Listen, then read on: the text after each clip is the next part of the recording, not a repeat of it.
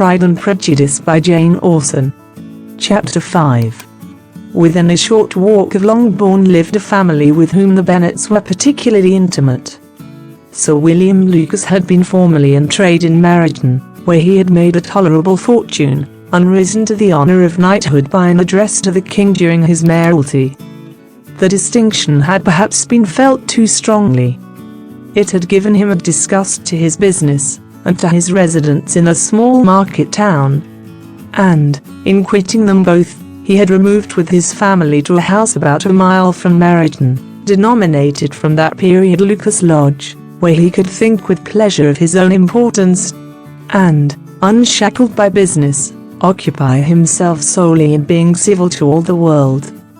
For, though elated by his rank, it did not render him supercilious. On the contrary, he was all attention to everybody. By nature inoffensive, friendly, and obliging, his presentation at St. James's had made him courteous. Lady Lucas was a very good kind of woman, not too clever to be a valuable neighbour to Mrs. Bennet. They had several children. The eldest of them, a sensible, intelligent young woman, about 27, was Elizabeth's intimate friend. That the Miss Lucases and the Miss Bennets should meet to talk over a ball was absolutely necessary, and the morning after the assembly brought the former to Longbourn to hear and to communicate. "You began the evening well, Charlotte," said Mrs. Bennet with civil self-command to Miss Lucas. "You were Mr. Bingley's first choice." "Yes, but he seemed to like his second better." "Oh, you mean Jane, I suppose, because he danced with her twice." "To be sure, that did seem as if he admired her. Indeed, I rather believe he did. I heard something about it, but I hardly know what. Something about Mr. Robinson. Perhaps you mean what I overheard between him and Mr. Robinson. Did not I mention it to you? Mr. Robinson's asking him how he liked our Meryton assemblies, and whether he did not think there were a great many pretty women in the room, and which he thought the prettiest? And his answering immediately to the last question, 'Oh, the eldest Miss Bennet, beyond a doubt. There cannot be two opinions on that point. Upon my word. Well, that is very decided indeed. That does seem as if, but, however, it may all come to nothing, you know. My overhearings were more to the purpose than yours, Eliza," said Charlotte. "Mr. Darcy is not so well worth listening to as his friend, is he? Poor Eliza. To be only just tolerable. I beg you would not put it into Lizzie's head to be vexed by his ill treatment, for he's such a disagreeable man, that it would be quite a misfortune to be liked by him. Mrs. Long told me last night that he sat close to her for half an hour without once opening his lips." "Are you quite sure, ma'am? Is not there a little mistake?" said Jane. "I certainly saw Mr. Darcy speaking to her.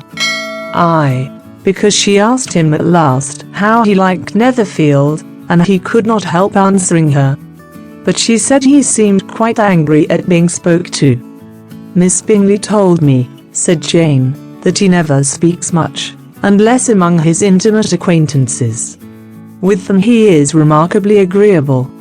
"I do not believe a word of it, my dear. If he had been so very agreeable, he would have talked to Mrs. Long. But I can guess how it was. Everybody says that he is eat up with pride, and I dare say he had heard somehow that Mrs. Long does not keep the carriage, and had come to the ball in a hack chaise. I do not mind his not talking to Mrs. Long," said Miss Lucas, "but I wish he had danced with Eliza." "Another time, Lizzie," said her mother, "I would not dance with him, if I were you." "I believe, ma'am, I may safely promise you never to dance with him." "His pride," said Miss Lucas, "does not offend me so much as pride often does, because there is an excuse for it. One cannot wonder that so very fine a young man, with family, fortune, everything in his favor, should think highly of himself. If I may so express it, he has a right to be proud." "That is very true," replied Elizabeth, and I could easily forgive his pride, if he had not mortified mine. Pride, observed Mary, who piqued herself upon the solidity of her reflections, is a very common failing, I believe. By all that I have ever read, I am convinced that it is very common indeed. That human nature is particularly prone to it, and that there are very few of us who do not cherish a feeling of self-complacency on the score of some quality or other, real or imaginary. Vanity and pride are different things, though the words are often used synonymously. A person may be proud without being vain. Pride relates more to our opinion of ourselves, vanity to what we would have others think of us. "If I were as rich as Mr. Darcy," cried the young Lucas, who came with his sisters, "I should not care how proud I was. I would keep a pack of foxhounds, and drink a bottle of wine a day." "Then you would drink a great deal more than you ought," said Mrs. Bennet. "And if I were to see you at it, I should take away your bottle directly." The boy protested that she should not. She continued to declare that she would, and the argument ended only with the visit.